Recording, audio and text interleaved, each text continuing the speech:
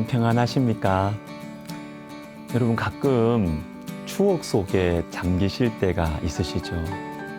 젊었을 때, 행복했을 때, 그리고 자녀들이 어리고 너무 귀여웠을 때, 또는 소위 잘 나갈 때 추억 속에 잠기실 때가 있으실 겁니다. 그때가 좋았는데 다시 그때 그 시절로 돌아갈 수 있다면 세월이 지날수록 우리는 추억을 먹고 사는 것 같습니다. 추억이 우리의 삶의 큰 부분을 차지하고 있습니다. 그렇기 때문에 우리가 말씀을 묵상해야 합니다. 말씀을 통해서 추억이 나오면 주변 사람들의 삶에 유익을 줄 수도 있지만 반대가 될 수도 있어요. 반대가.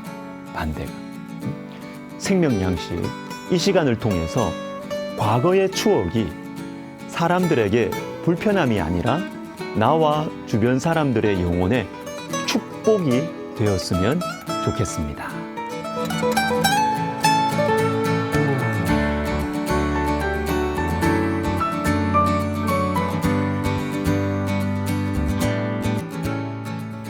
욥기 29장에서 욥은 추억에 잠깁니다. 2절에 보시면 나는 지난 세월과 하나님이 나를 보호하시던 때가 다시 오기를 원하노라. 그리고 그때에 라는 말씀이 자주 나와요. 3절, 4절, 5절, 7절. 그때 언제입니까? 아무런 고난이 없을 때, 풍성했을 때, 내가 선한 일들을 많이 할 때, 사람들이 나를 존경할 때, 그때 욥은 추억에 잠깁니다. 그러나 여러분, 추억에는 두 종류가 있는 것 같아요. 교만한 추억과 그 다음에 겸손한 추억. 이 두 개의 차이는 요겁니다. 누가 주인공이냐 하는 것입니다. 교만한 추억은 내가 주인공입니다. 내가. 왕년에 내가 말이야. 내가 이것도 했고 저것도 했고. 반대로 겸손한 추억은 하나님이 주인공입니다. 하나님이 하셨고 하나님이 주셨고 하나님이 세우셨다. 오늘 욥이 하는 이 추억은, 욥이 지금 꺼내고 있는 이 추억은 교만한 추억이에요. 물론 앞부분에서는 하나님이 하셨고 하나님의 등불과 빛이 나를 비추셨다는 말씀이 나옵니다. 그런데 대부분은 내가 주인공입니다. 내가 주인공.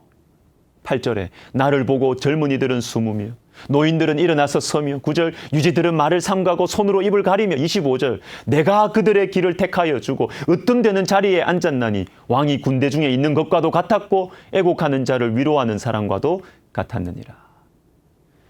교만한 추억은 아무런 도움이 되지 않습니다, 여러분. 교만한 추억의 열매는 자랑과 교만 또는 후회와 원망입니다. 과거에 있었던 좋은 일들에 대해서는 교만한 마음으로 자랑하고, 그죠? 안 좋은 일에 대해서는 후회하고 원망하는 것이죠. 이게 교만한 추억이에요.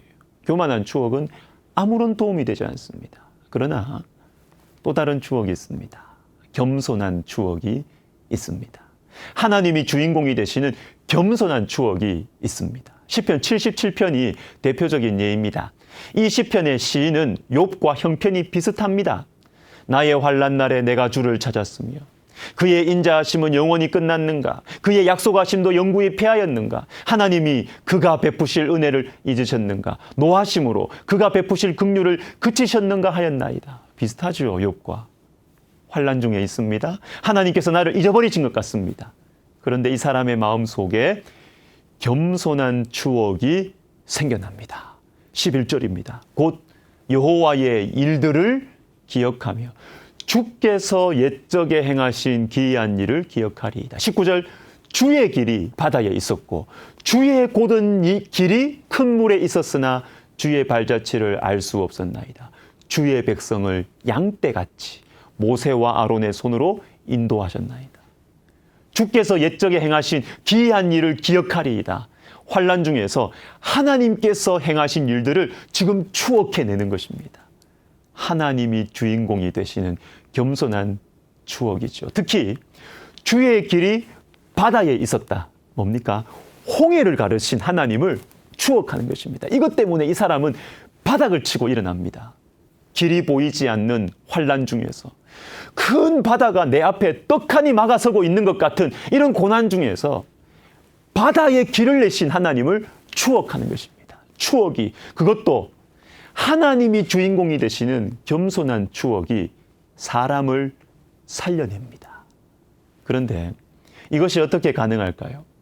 왕년에 내가 말이야, 이런 교만한 추억이 우리에게 더 자연스럽지 않습니까? 그죠? 우리는 내가 주인공이 되는 것을, 내가 과거에 얼마나 대단한 사람이었는지, 그래서 지금 내가 이렇게 무시당할 사람이 아니라는 사실을 그렇게 말하고 싶어 해요. 그러나 여러분, 교만한 추억은 아무런 도움이 안 됩니다. 헛된 자랑과 뼈아픈 원망만 남겨요.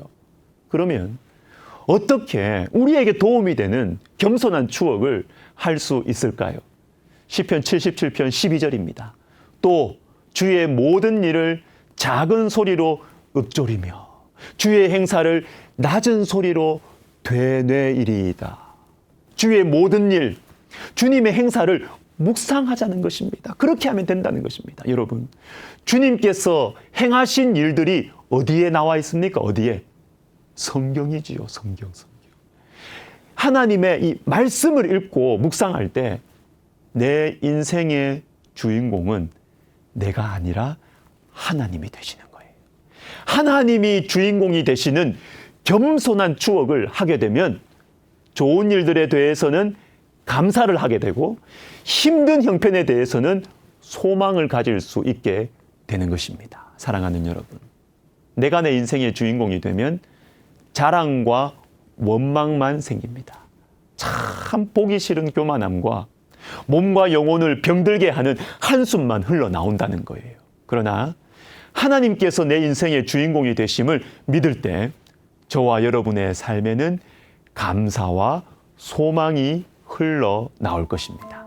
여러분, 우리 이를 위해서 말하는 방식부터 오늘부터 한번 바꿔봐요. 오늘부터 말이죠. 말하는 방식부터 바꿔봐요. 주님께서 하셨습니다. 저는 부족한데 주님께서 세우셨습니다. 그때는 참 힘들었는데 지나고 보니까 주님께서 저를 위해서 행하신 것이군요. 우리 말부터 바꾸어 봅시다. 새로운 은혜가 임할 것입니다. 기도하겠습니다. 하나님 아버지, 오늘 하루 내가 말하는 방식부터 바꾸어서 하나님이 내 인생의 주인공이 되신다는 것을 말함으로 우리 속에 감사와 소망이 흘러넘치는 복된 하루 살게 하여 주옵소서. 예수님의 이름으로 기도하옵나이다. 아멘.